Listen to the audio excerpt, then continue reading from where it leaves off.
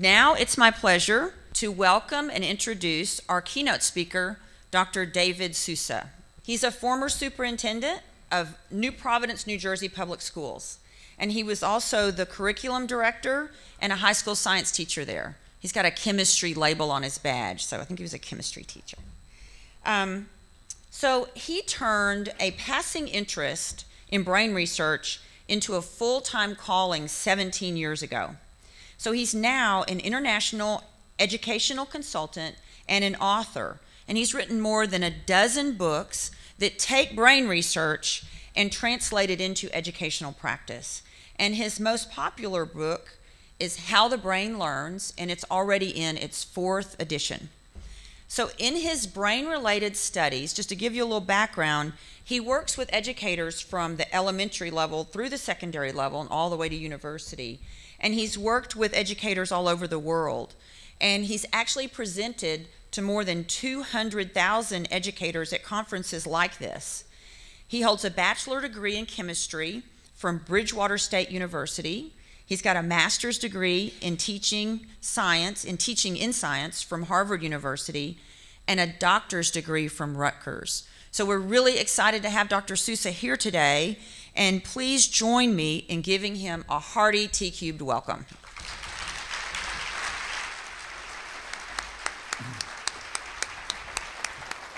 Those of you who are standing in the back, we have lots of expensive chairs down here. Please feel free to come on down. Seats right down the front here. I will not call on you. It's a lot more comfortable than standing because I'll be here for about 2.5 hours, and I want to make sure you know, just kidding. Wow, technology. They asked me to talk about how the brain learns, and be sure you emphasize technology. And I was thinking back to my years in school. By the way, let me make sure I make the proper transfer here. Let's see if that's going to work. Oh. First technological challenge solved, right? We didn't have a lot of technology when I went to school. And by the way, the little we had is what made school interesting. I came from a relatively poor family. We had very little technology at home. We had an 8-inch television set because that's the most my family could afford at the time. And we only had 4 channels. And my father was in general-in-chief of commanding the channels on that TV. And anytime I tried to change it, do you think that went over very well? No. By the way, in those days, you had to actually approach the television in order to change the channel. And that left you vulnerable for someone coming up behind you and smacking you on the side of the head and said, "Don't touch that channel."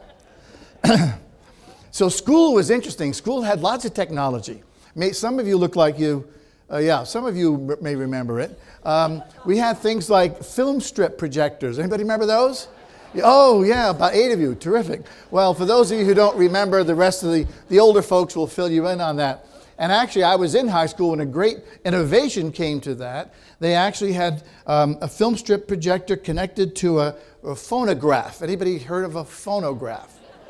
And when it beeped, the film strip changed by itself. How the hell did they do that? It was amazing.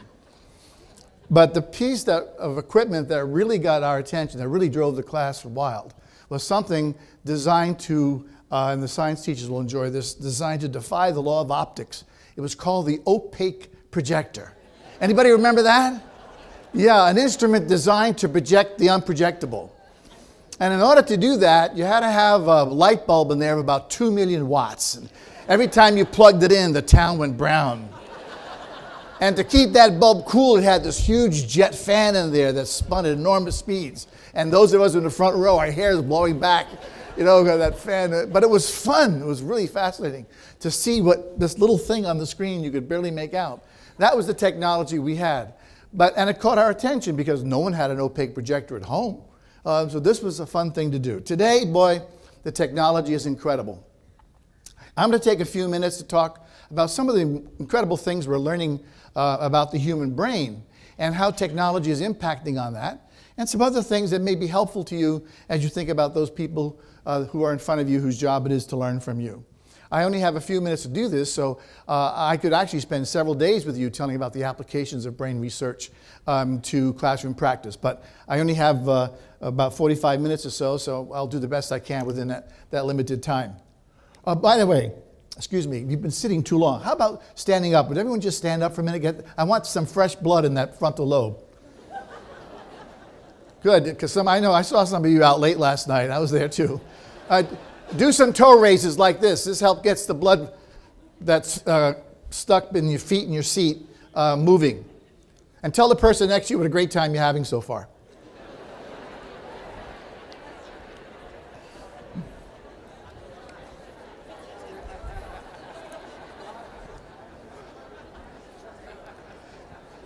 Okay, that's enough. Back to the real world. I feel very much at home with you because I taught chemistry, as you heard. I taught chemistry for quite a few years. Many, many moons ago, when I taught chemistry, we only had 4 elements: earth, air, fire, and water. But it was still fun. And then I have a minor in mathematics at undergraduate school. And I actually taught algebra for a year or two in those days when you had to teach a little bit of everything. So I feel very much akin to you. One of the incredible things that happened in my life was about 20 years ago. I was always interested in the brain. I always felt that I was a little ADHD myself. The nuns in my elementary Catholic school told me that. And they didn't use that term. They just called me the Antichrist. But I knew at that point that I just didn't fit in very well. I wasn't a kid who could sit still in those unmovable chairs. Those days, the chairs were screwed to the floor. Don't know if any of you remember that, but they were. And so nothing moved. So I had to move. And no, violation of the 13th commandment, thou shalt not leave their seat without permission. So I thought about, you know what teachers are? I mean, what is teaching? I mean, how many of you had to take education courses at some point in your life? Raise your hand. Man, most of you, vast majority of you did. Did you have to write sometime what you think teaching was all about? And I've read textbooks, and I've read those. I taught undergraduate and graduate college for 10 years. I did a little bit of that just to see what they thought. And I got these wonderful flowery things. Teaching is the act by which somebody who knows something imparts knowledge, and on, all that crap. It really boils down to a very, very simple thing. And I'd like to share with you Sousa's definition of what is teaching. And this is it.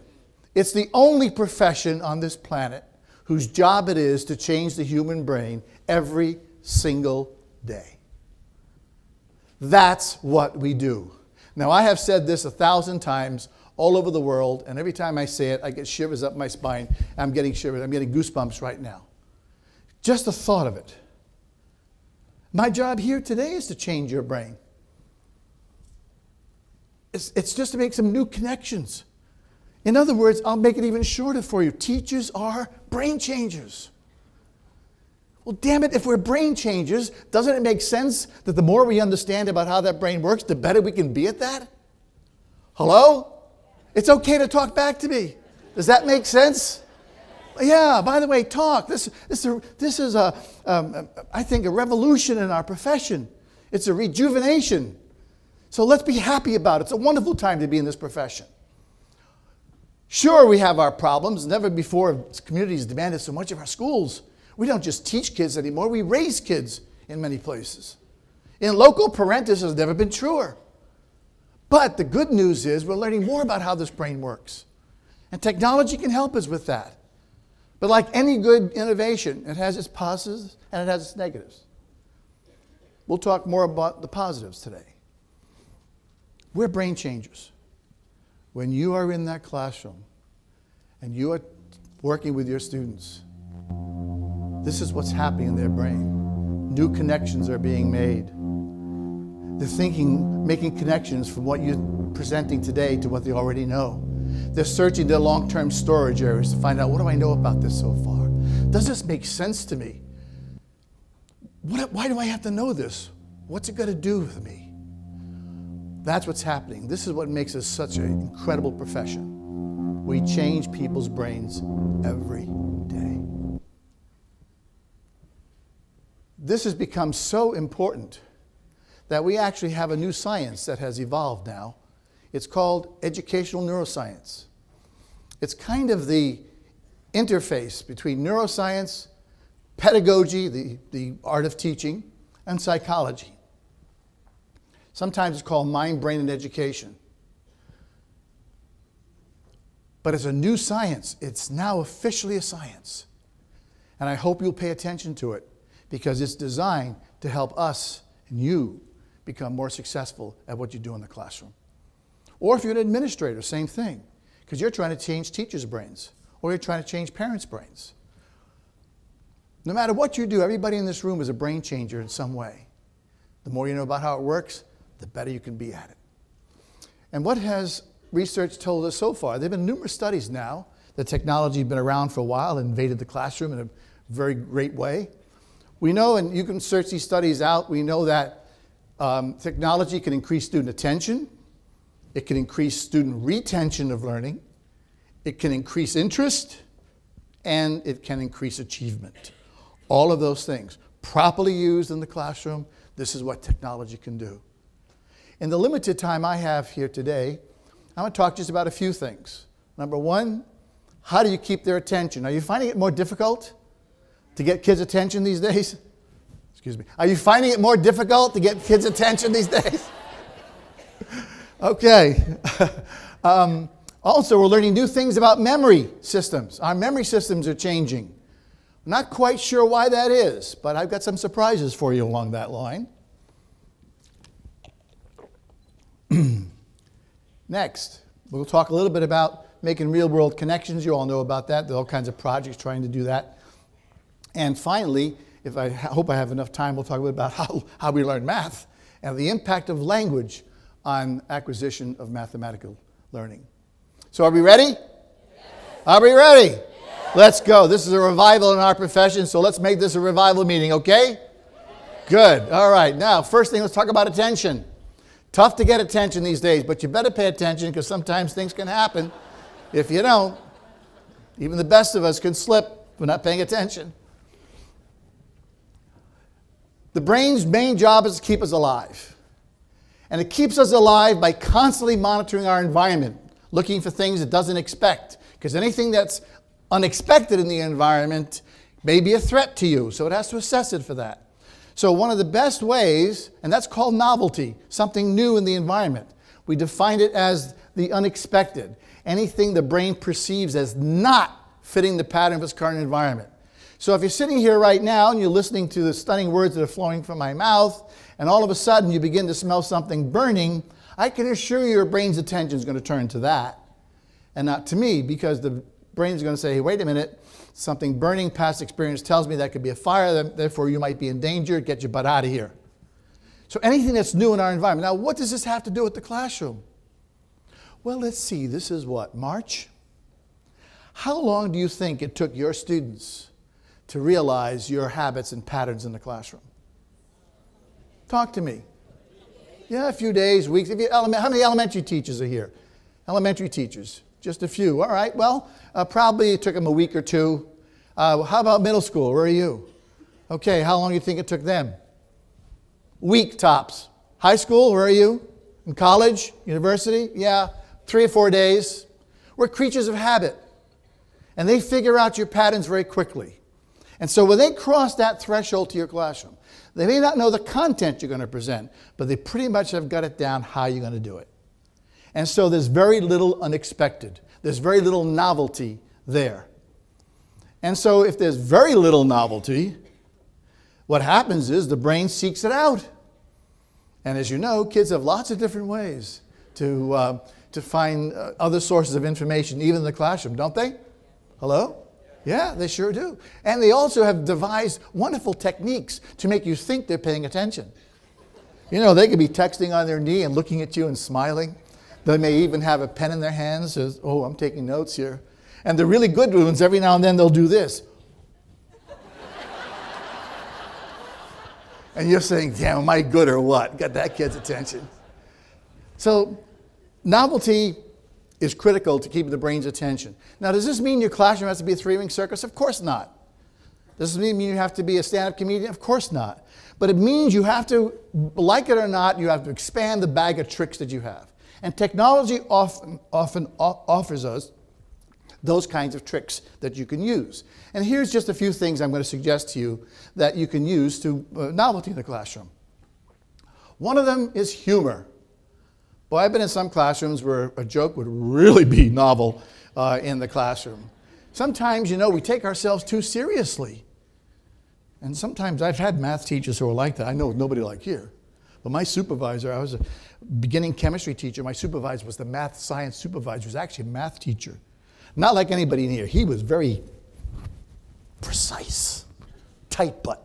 You know, everything had to be down to the last damn molecule. It was just incredible stuff. And never cracked a joke, had no sense of humor whatsoever. He observed me one time. I didn't know quite how to get kids' attention in class. I was a clapper like this. That's what my teachers did to get my attention, so I did it to get my class. He was standing outside my classroom door. We had to leave our doors open, so all non-tenured teachers had to keep our doors open so that our supervisor could observe us from outside the classroom. And he looked, and I could see him out there. He was doing this. Then he disappears, comes back later in the day. David, we have to have a little talk. Yes, sir. I was frightened of him. He was so serious. Never cracked a smile. We have to have a little discussion. Yes, sir. Did you realize you spent 8.3% of the classroom time trying to get their attention? Can you believe that? 8.3, 2 damn decimal places. He had it figured out. Give me a break. He said, you're going to have to do better than that. You have to get that number down. You have to get that number down. Understand me? Yes, sir. Thank you very much. Appreciate that. You didn't tell me how to do it, but I appreciate that. Thanks a lot. Why don't you go square a root or something?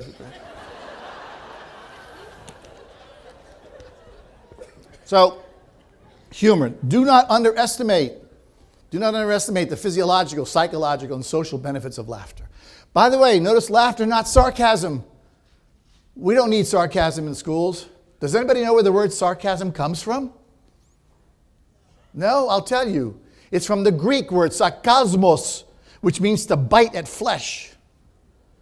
So think of that when you want to use sarcasm on something. Oh, we can be sarcastic about politics. We can be sarcastic about the government, but not about people, and certainly not about people in the classroom, not about people we work with, not about people who deserve our respect.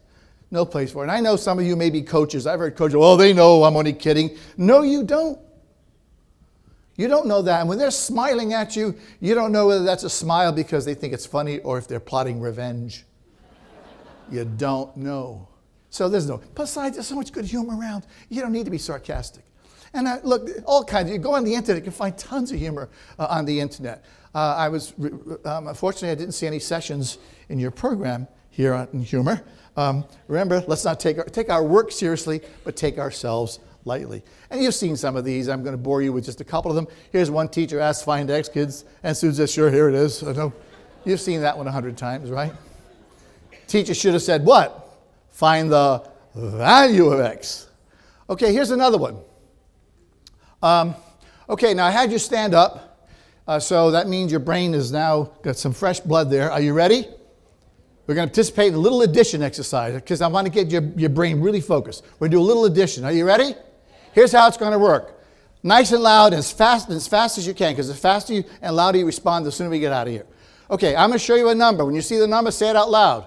When I show you the next number, say the sum of those two. When I show you the next number, say the sum of those three. Got it? Hello? All right, pay attention, nice and loud and quickly. Let me try for the oral learners, for the auditory learners. We'll do that first. If I show you 50, what do you say? 50. Then I show you 3. 53. 10. 63. 2. 65. Some people are going around those fingers pretty quickly over there. You got it. All right, we ready? Watch the screens, not me. Here we go, loud and fast. 100, 140, 270, 370, 390, 490, 500. Excellent, excellent. Okay, now what I'm trying to do is excite those parts of the brain that do mathematical calculations, because those are the same ones that also are excited, when we, believe it or not, when we listen to music, when we laugh, and when we feel good. Let's try one more. You did so well with that, we're going to graduate and do a little more. Ready again? Same rules. Watch the screens. Here we go. Now that you know how to do it, now that those parts of the brain have been activated, we should do it faster. Here we go. Faster.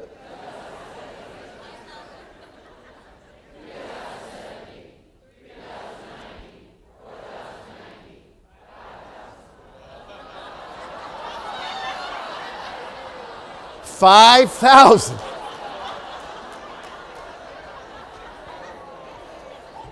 Boy, did you come to the right conference.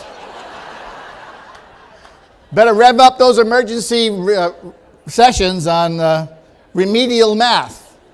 All right, the whole point of that, just to get a laugh, humor is a wonderful focus device. Here's another one, get students up and moving.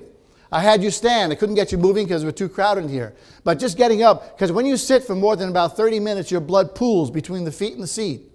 And getting up, moving around, gets those pools broken up. You've got more blood flowing across the frontal lobe, the part of the brain that does the learning right behind your forehead here. And it also improves memory storage and access thanks to this little molecule. Well, actually, for chemistry teachers, you'll know that's not such a little molecule. It's called brain-derived neurotropic factor. Discovered about 10 years ago. It has an incredible important job. When you do movement, exercise, move around, this chemical is dumped in greater quantities in your bloodstream.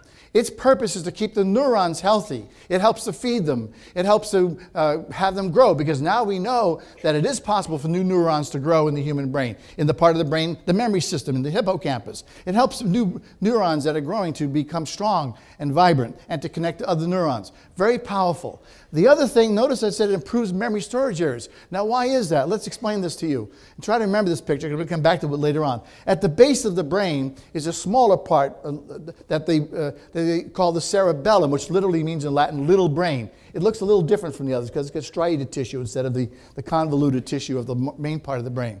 That's where learned motor skills are stored.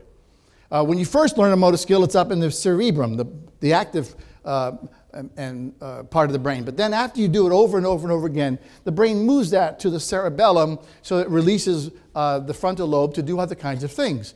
And anything you can do almost without thinking, such as driving a car, riding a bicycle, if you knit or crochet or play a sport well. Anything you can do almost without thinking is stored there in the cerebellum. By the way, that's why the brain can do several things at one time here. Have you driven to work at school, or driven to work and gotten there and said, how the heck did I get here? Hello? Yeah, ever happened? Because what's happened is your cerebellum is driving the car. Essentially, that's what's doing the work. And that releases the frontal lobe to plan your day. So cerebellum drives the car, frontal lobe plans your day. And when you get there, you say, how did I get here? And did I stop at that stop sign a little while ago? And what was that thump I heard a few minutes ago? Anyway, the cerebellum is located right below an area of some long-term memory sites. So that when you get up and move, as the cerebellum starts coordinating your emotion, it stimulates those long-term memory sites. And that's a survival technique. Because when we were back in the cave days, when we were moving, usually running, that probably meant we were being chased by a predator or by another tribes person who was out to kill us or get our food or our territory. And so you had to have access to things you already learned about how to escape that prey, how to escape that danger. So motion activates long-term memory sites. And that's another reason to get kids who get stuck on something, get them up. We have a technique called touch, talk, and walk. You take them by the elbow, you go for a walk with them and say, talk to me, and you'd be surprised at how they all of a sudden will remember something. And everybody in this room has had that happen to them. You've been sitting at the desk, planning your lesson, doing your taxes, trying to balance your checkbook, not working. And I said, heck with it. You get up, you go to the bathroom, you go to the refrigerator. Oh, man, now I get it. Hasn't it happened? In fact, you even whack your frontal lobe saying, damn, where were you when I needed you? See? So that's what happens when you get in motion. So get kids up and moving around. When that happens, you have motion activating long-term storage sites. How are we doing? Am I talking too fast? Okay, I'm going to keep going. I was in the South, about 3 weeks ago, and I was running out of time. I was picking up speed. Woman says, slow down. We don't hear that fast. So I had to stay an extra day.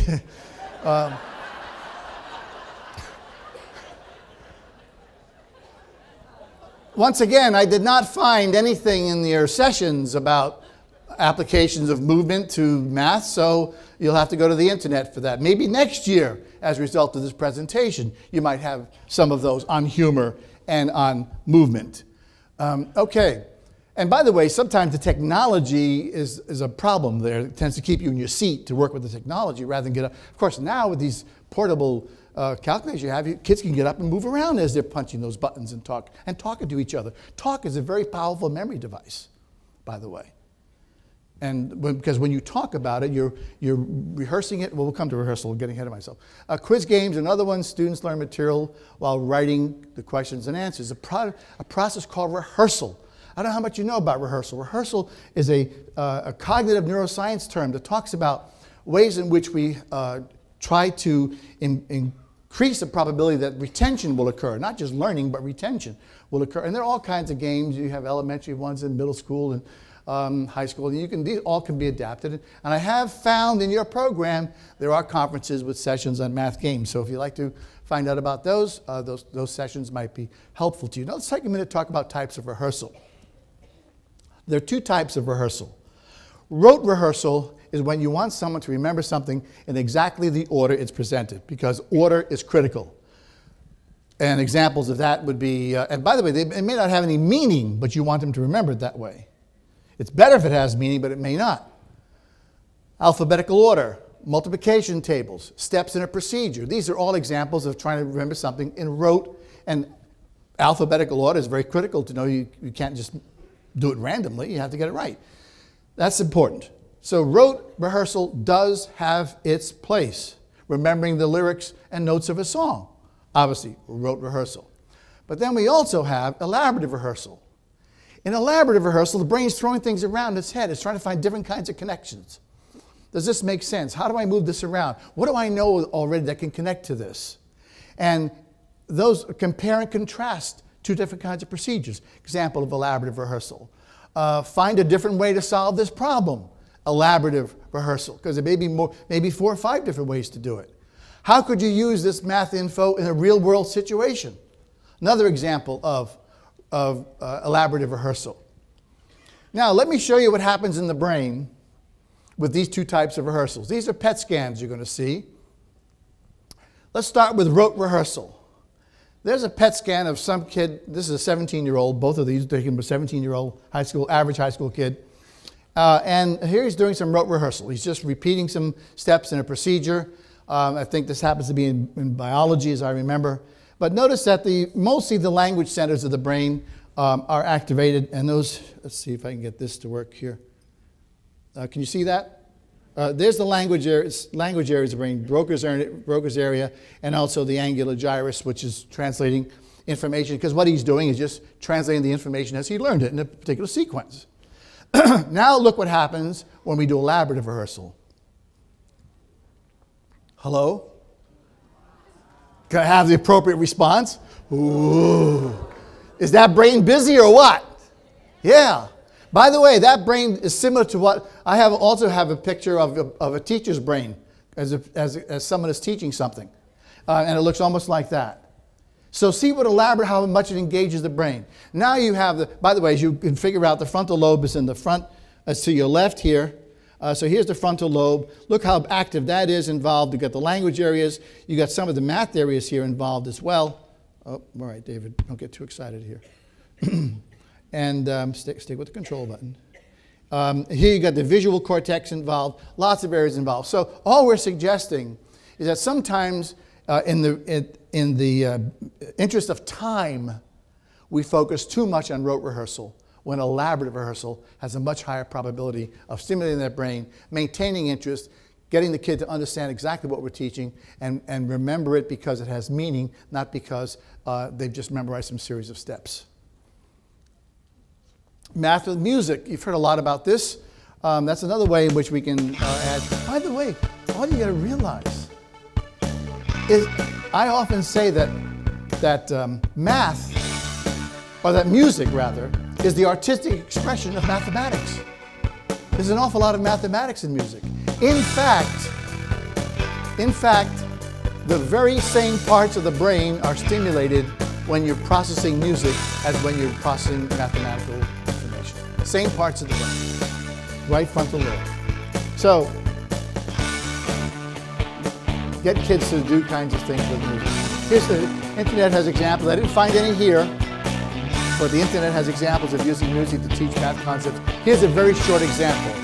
Here's an algebra teacher faced with the task of teaching how to find the perimeter of a polygon, in this case an octagon. And he's realized this is not of very high interest to most of the students. So he's resorted to some interesting The work. best way to explain this problem is by using a flow rider and T-plane. I got it, Chris. It's cool. No, I'm on it. Cheat sheet as well. The kids have the lyrics, by the way, they're singing along with them. Central angle's 45 degrees. Gotta find the perimeter of this octagon that is regular. Next thing you know, I use the soul of Sousa. Then I do the math, find the side length on the half. Find the 2 and then by 8 so I can get the rest. Next thing you know, I use the cosine to find the apartment bucket and get 407, yo. Let's give him a hand. Hey, he knows what he's up against, you know? He knows what he's up against. He's just trying to find some novelty. That's all he's doing, novelty. Now, here's a question I often get. Is technology affecting students' attention span? So I need to have your input here. So here we go. Once again, audience participation, interactive keynote. You have 3 possible answers here. Answer number 1, no. It is not affecting their attention span.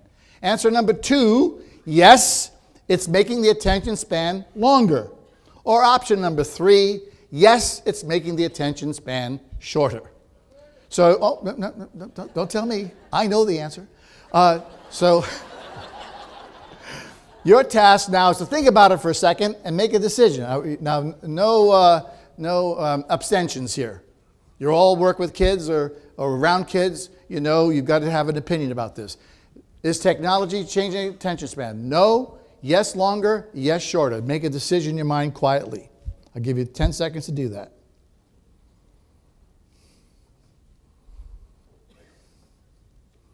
All right, tell the person next to you what your answer is.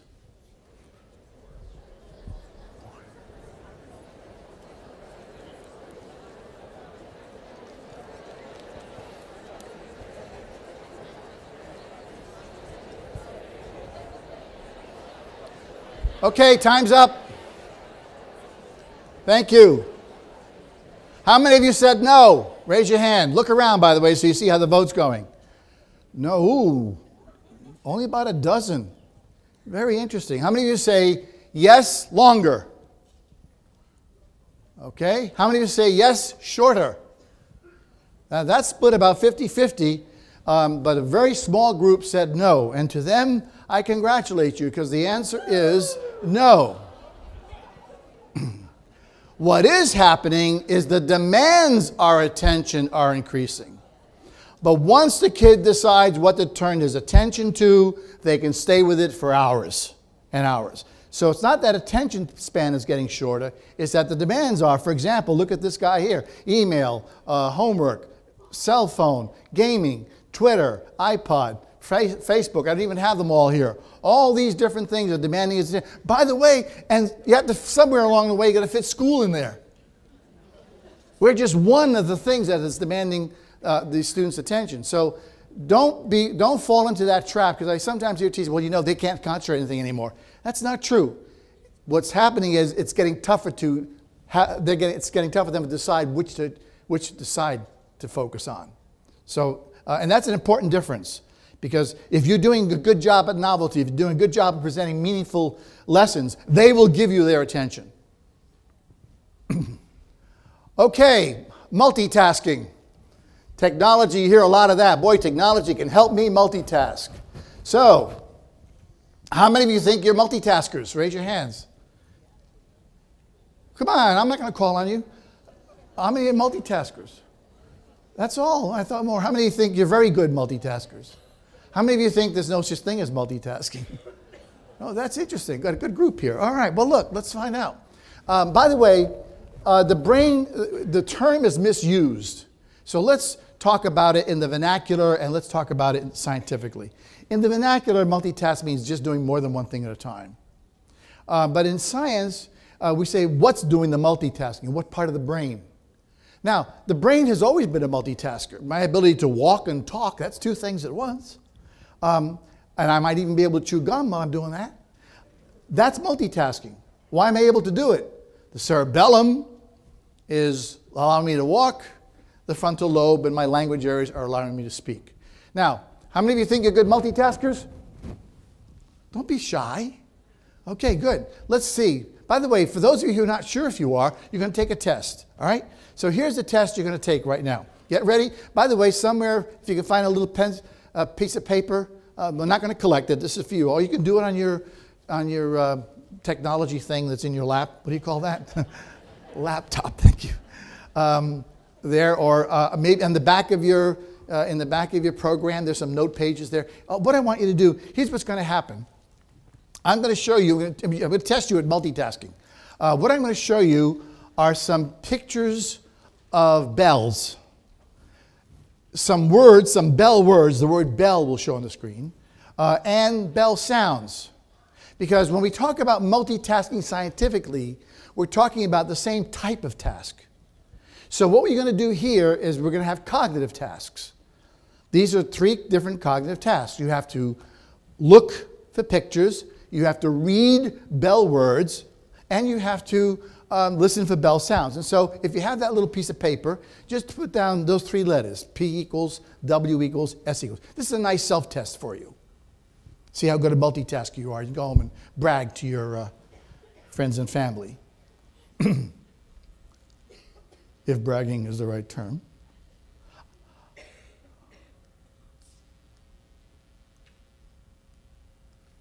Okay, are we ready? Remember what you're looking for. If you see a bell picture, you put a slash by P. If you see the word bell, you put a slash by W. If you hear a bell sound, you put a slash by S. Got it? Okay, watch the screens, not me. Here we go.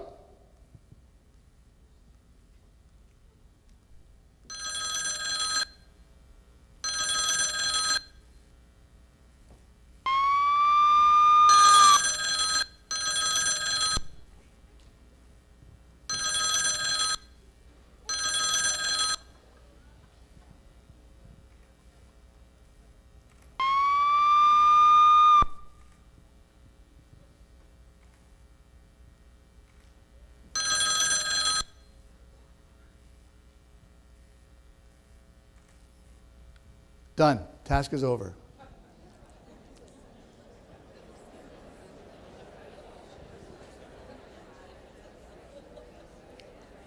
Whoops. All right, you ready? How many bell pictures were there? How many bell words? There's all over the. And bell sounds? Anybody get all 3?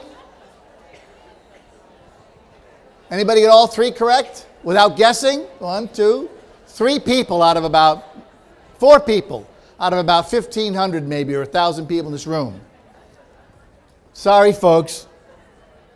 The bad news is the brain cannot successfully perform 2, successfully is the key word, 2 or more cognitive tasks simultaneously. We cannot multitask in the same type of task. Now, what does happen is this. Instead, the brain alternates tasks. It moves from A to B. Or it does sequential tasks, where it moves from A to B to C, and then back again. But there's always a loss when that shift occurs. Let's take a look here and see if I can show this a little better. Let's say that you're working on an assignment. Let's say a student is working on a homework assignment here, okay? Let me see if I can do this here now without screwing it up too much. Okay, so the student's working on the homework assignment. So as he is working on it, the amount of resources and working memory devoted to that task goes up. And then it plateaus because working memory has a capacity, has a limit, as we'll see in a few moments. Now, as he's working along that, all of a sudden, what happens now is the phone rings. Cell phone sitting right next to his work there. And he looks over and it's his girlfriend. And he says, well, I'd better answer it because there'll be consequences if I don't. And so he answers it. As soon as he starts talking to her, the information starts loading into working memory, starts going up. The information that was already in working memory starts dropping out because it's a temporary memory. And then after a while, when he completes the phone call, he's not back to where he was before, but in fact has lost a significant number of the resources that were in working memory. And he may have to say something like, okay, where was I? And so you're kind of starting back again. So we don't multitask cognitively. We either do one thing or the other. We cannot successfully do that well. Now, that's not to say because of the brain's plasticity, it may not change over time. Maybe we will develop that ability to do so. But it's going to be a long haul because the brain, although it's plastic, takes a while for that kind of thing to become a general characteristic of a population. So what implications does this have for instruction? Knowing that we cannot cognitively multitask. Because I see it in the classroom, those of us who tend to believe that, and my suggestion is that, sorry, I have to point it this way, it's better to complete one topic or project before starting another. Especially if you're going to try to carry them on, if you think you can carry on at the same time. Otherwise, you end up doing two poorly instead of one well. Or you have a chance of negative transfer, confusing A with B and B with A and B with C. Okay, this project calls for real concentration. Are you still able to monotask? That was funny in Mississippi. Okay, a look at memory systems. Let's talk a bit about memory systems. How are we doing, all right? Hello? Okay, tell the person next to you what a great time you're having. How much you're learning. All right, that's enough. I know you're lying. Okay, here we go. Incoming information. Now let's talk about memory systems. We have two temporary memory systems, not just one. There's not just one short-term memory. There are two short-term memories. One of them is called immediate memory. That's where we carry things for just a few seconds. By the way, I'm going to reveal to you two new things we've learned about memory systems over the last year or so that have great implications and grave implications for what we do in schools. Immediate memory is things you carry for just a few seconds, and then it drops out. For example, I travel all over. I fly a lot, usually in airplanes. And when I get to the hotel, sometimes I get there 10 o'clock at night. They put me up at a Motel 2.5, not like this very luxurious place. There's no food. I want to call for takeout. So I'm unpacking. I have to get the phone book. I look up the number 586-6776. I walk over to the phone. I dial the number. As soon as I get through to order my pizza, what happens to the number? Out. That's the purpose of immediate memory, to carry information for just a few seconds. However, if I keep dialing it, if I dial again, by the way, and I get a busy signal, I go back to unpacking. 5 minutes later, I want to call again. What do I have to do? Look it up again. If I carry an immediate memory. By the way, being a random, we never take the telephone book to the telephone. There's no challenge in that. After about 5 or 6 times of going through that, what happens, the brain says, you know, David, excuse me. This is like the 7th or 8th time you dial that number. Apparently it's got some importance to you. Why don't we move it into conscious memory for a while so we can hang on to it, okay? And now the next time I call it, I probably don't have to look it up. What goes that? It goes into working memory. And working memory is where you can keep things from minutes to, I used to say days. Notice now it's question mark. And there is the first implication for classes. I'll come to that in a moment.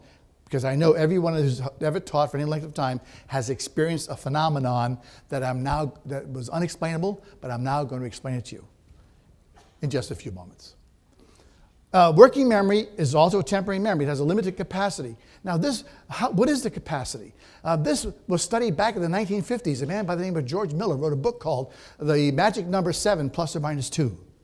And he did some studies seeing how many items people could hold in working memory before they forgot them. And he found it depended on the age of the learner. If they were below the age of about 14, they could carry about 5 with the range, think of the bell curve with the outliers being 3 to 7. But once you went through that third cognitive leap, as Piaget called it, one of the few things he got right, is that it's 7 plus or minus 2. And there's the magic number 7 that he talked about. Chunks. What's a chunk? Well, it's any group of items the brain treats as one. Could be a word, could be a concept. And by the way, we don't know what the maximum number of items in a chunk could be. That's the good news. Bad news, limit the number of chunks. Good news, you can put more and more things in a chunk if there's some characteristic that makes them go into that chunk logically. Now, that was in the 50s. We did these in the 60s. We did these in the 70s. We did this in the 80s. We did them in the 90s. And we had hundreds of doctor's degrees and master's degrees given out by people who kept coming to the same damn results. After the 90s, they stopped them. No more, no more, no more. You know, it's over. That free ride's over. No more on the memory crap. So they gave up. About 6 years ago, 7 years ago now, 2005, people started, I believe, at Washington University in St. Louis. They asked themselves, gee, I wonder if technology is affecting this. So they started to do the studies again. Whoa, came up with very different results from the magic number 7. Startled the cognitive neuroscience world. Well, let's repeat them, see if they're true or this is just a fluke. Now we've had about 8 or 9 studies, in fact another one just came out about 2 months ago, confirming new information that the amount the working memory can hold is going down. It's now just 3 to 4, and the range is unknown. So there's the first implication of what we're learning. That the brain has a limited capacity, working memory has a limited capacity, it's going down. Now we don't know why, but there is speculation that maybe it is technology. Here's the speculation. Before we had all this technology and we had to remember, say, the atomic number of the first 10 elements, we had to remember them. Now you know where to look them up. So what's happening is the resources that we used to devote to actually remembering the material is shifting to just remembering where to find it. And that takes fewer resources. Now that's just speculation. I don't go home and say it's gospel, but it's a reasonable piece of speculation, and maybe as we get more data, that will be confirmed, or something, some other new vector or variable will show up. Anyway, the bottom line is that working memory is a temporary memory, and after a while things will go out. But how long do we want our kids to remember what we've taught them? How long? It's an F word, yes, forever. That's the F word I had in mind. I hope it's the same one you did. Forever. And in doing so, then, we hope it'll go into long-term storage. That's the goal. Does it happen? Rarely. Now, why is that? One of the reasons is we're not paying attention to this decrease in the amount of information that working memory can hold. And we're still giving them too much stuff. The curriculum is expanding at an exponentially. In fact, I had a math teacher. He was a math teacher. I said, I've been teaching math for 32 years. He says, I don't have time to do any of this crap you're telling me to do. I got to cover curriculum. And that's the way he said it, curriculum. He made 2 syllables out of it. I got to cover curriculum. I got a lot of stuff to cover. My book is getting bigger. I don't have time to teach the brain. What? I don't have time to teach the brain. Well, just excuse me, sir, but what part of the anatomy have you been teaching to? The kidney, the liver, the spleen, or what? I wasn't trying to annoy him. I just wanted to reflect on the, does your brain hear what your mouth is saying? Of course you teach the brain. But if there's too much information, what happens is the frontal lobe shuts down. It says basta. As we say in Italian, they say basta. Enough. Can't deal with it anymore. And then the emotions get up and say, why do I have to know all this stuff? Why do we need that? And then the emotions take over and the ability to learn the content rapidly decreases. All right, if we want that to happen, if we want information to really go into long-term storage. Oh, I promised I would tell you something about the second important thing. Back up a second. Oh man, I got to really talk fast. How many of you had this experience? Go to the working table right now. Go over here. Go right to this part right here. How many of you had this experience? You just taught the best unit since creation. Took you 3 weeks to do it. Right? Fantastic. Man, it was like you give the summative assessment. Kids do very well. They pass the test with great. You pat yourself on the back. Damn, am I good or what? And off you go to the next unit. 3 months later, you come back and say, class, do you remember that stuff we studied 3 months ago in XYZ? And they look at you like you just came from another planet. They say, no, I remember that. And you think you're losing your mind. You check your work. Yes, we spent 3 weeks. Ever happened? Hello? Yes. Why? How does that phenomenon? Here's what happens. We now know working memory can carry stuff for several weeks, not just several days.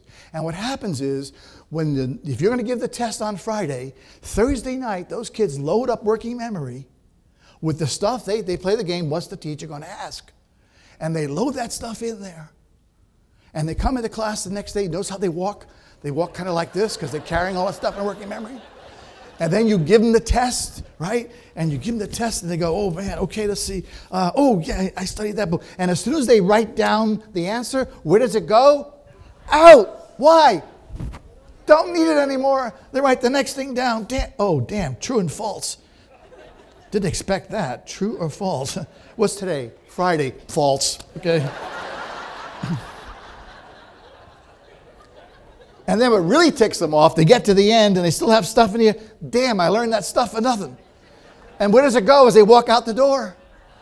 Yes, you notice how they walk out. Here you are.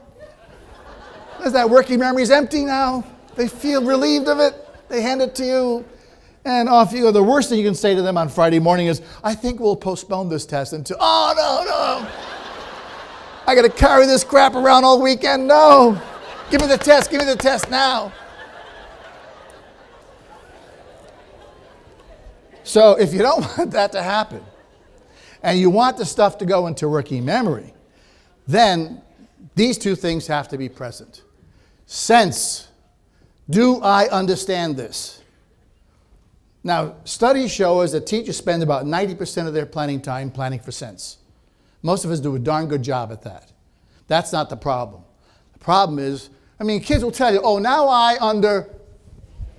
I get it. Yeah. But then they'll say, okay, I get it, but what's it got to do with me? Meaning is the next one. What's it got to do with me? And here are three very quick meaning questions. When I stop, that kids ask, when I stop, you fill in the blanks. You ready? Quickly so we can get out of here. You ready? Yes. Okay, here we go. Kids will say, why do I have to? When will I ever? And will it be on the? Test. There you go.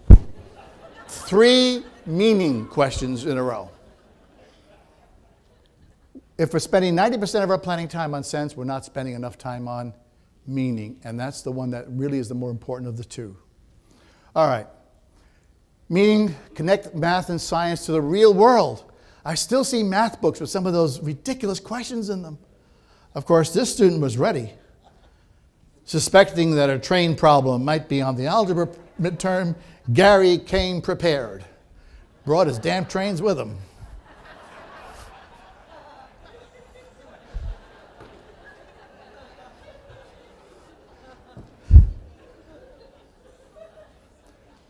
Helps to have, manipulatives. Show the value of math to those of you in charge. I'm going to be done in about another minute, too. Is that okay? Hello? Yes. All right, good. I'll stay up here. One place they had to drag me off. The other goons come up. Okay. Anyway, show value of math to other disciplines in society. It's another way of meaning.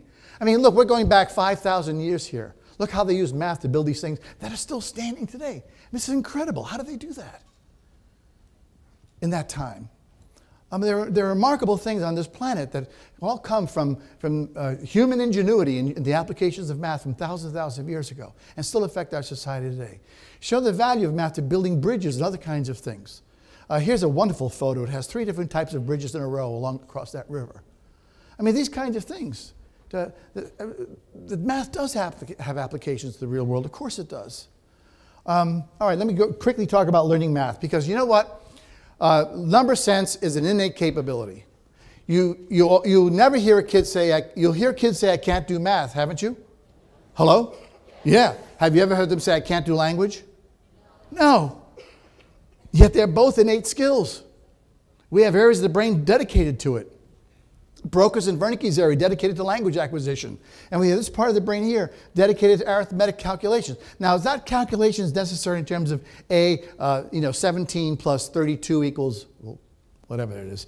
No, it's looking for objects in a collection, because that was a survival skill.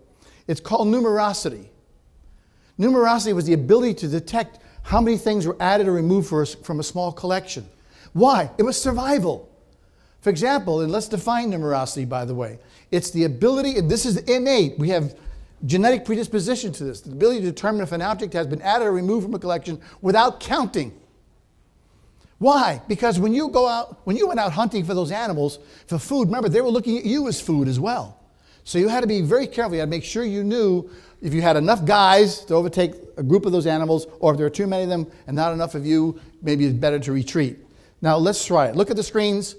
Look at the screens. Your task is tell me how many objects, well, tell yourself, don't tell me, how many objects you see. All right, tell the person next to you how many you saw. Tell me. Did you go 1, 2, 3? No. All right, try it again.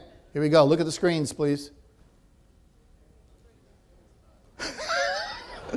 4, 5. No. Overachievers, keep quiet for a minute. Wait till you see them. Oh.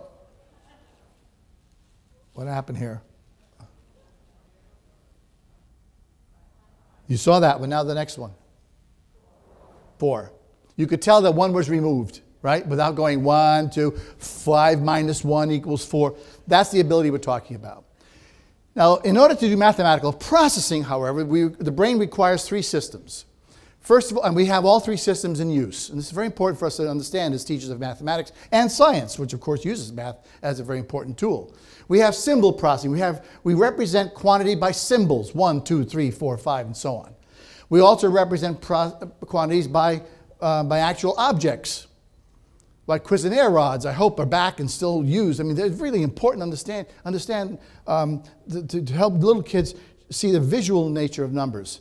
And then we have language processing. Now, herein lies the problem with language, because we're getting more and more kids in our schools for whom English is not their native language. And yet language is an important component of understanding mathematical processing. The language component may cause problems for ELLs. So you have to understand that sometimes ELLs can't do math, not because they can't do math, but because they don't understand the language component associated with it. And here's some MRIs that show that. Here, when we do exact calculations, by the way, the language processing area is required. So when we say 3 plus 5 equals 8, we're processing that not only in the number area, but in the language area as well. But when we do approximate calculations, the visual spatial areas are used because we use our visual. For example, if I told you measure the exact area of this room, then you got to get down and you got to talk your way through, right? Using a meter stick or a yardstick, making all those measures, then you do the actual calculations. Yeah, it's 572 square feet. But if I say give me an approximation, you do more visual. You kind of, maybe if I see tiles that are 1-foot tiles, you're trying to do an approximation. So more the visual areas. Now, what's this got to do with anything? Gender plays a role here. We hear about gender differences in math. Yes, there are gender differences in math. And let's see what they are. They're more apparent in the younger years.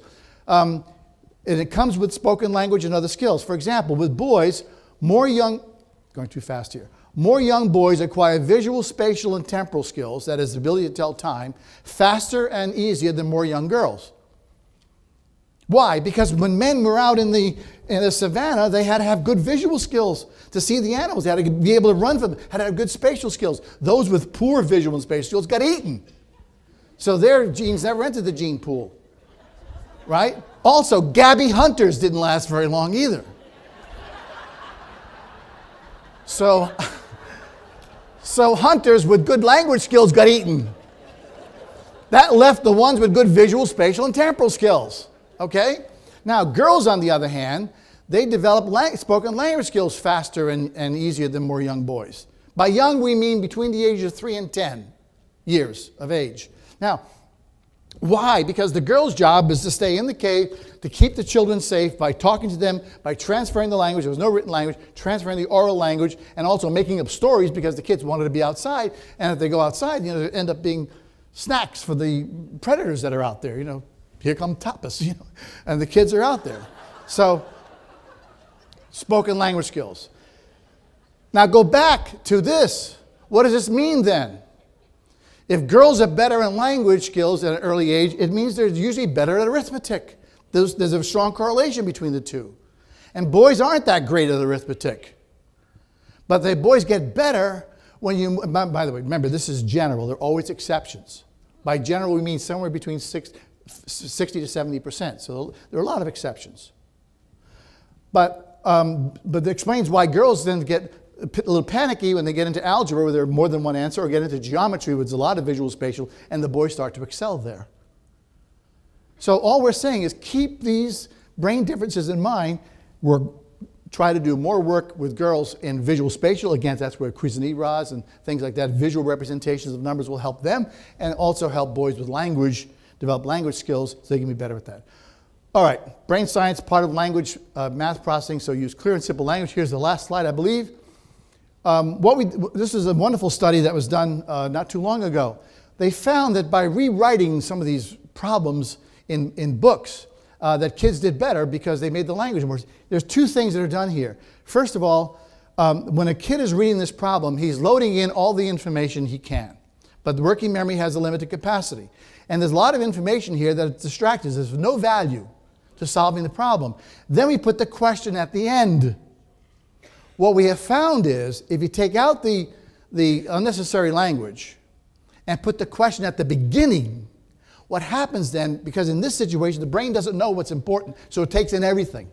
Then it gets to the bottom and says, how much change? Oh, damn, I got all this other stuff in here, and I got to start sorting through this, and they give up. If, on the other hand, you change the problem and you delete unnecessary words, who cares, you know, if it's their favorite Frankfurter buns? You wouldn't buy them if they weren't their favorite Frankfurter buns. And who cares if a brand new $10 bill? I mean, you know, give me a break here. And also, put the question first. When you put the question first, the brain then acts as a filter.